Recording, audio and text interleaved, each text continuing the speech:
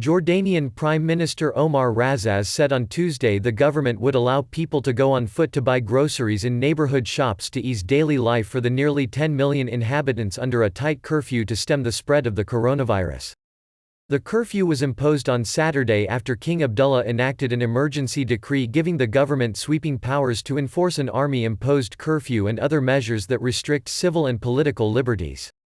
The government justified the severe restrictions by saying that many people had flouted calls to stay at home, risking the fast spread of the virus.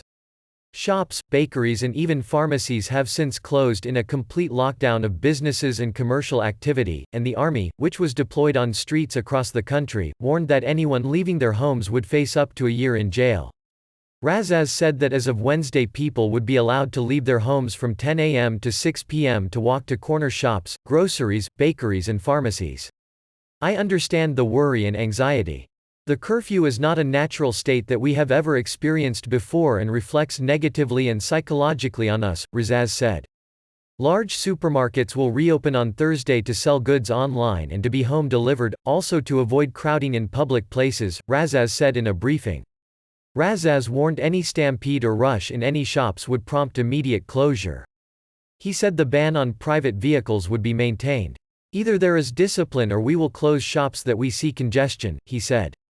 Jordan a week ago closed land and sea border crossings with Syria, Iraq, Egypt and Israel, and suspended all incoming and outgoing flights.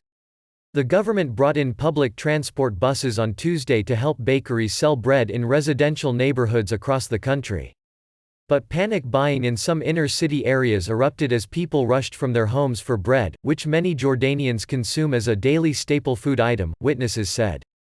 Health Minister Saad Jaber said on Tuesday that confirmed cases of the virus jumped to 153, with 26 new cases in the biggest daily rise since numbers began to steadily grow last week.